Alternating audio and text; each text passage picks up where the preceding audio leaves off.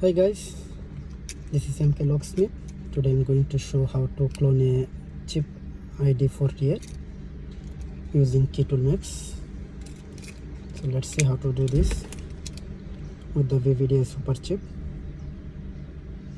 ID48, and go to clone, start. So put the devices nearby and turn on off.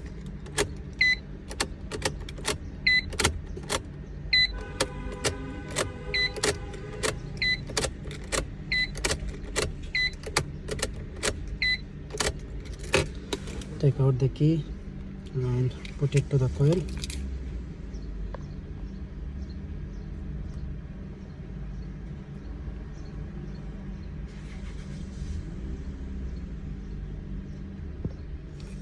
Take out the original key and put the VVDI super chip.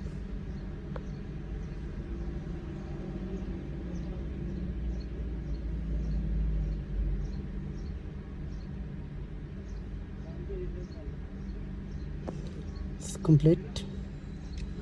You can try to start the car. Let's see. Start the car.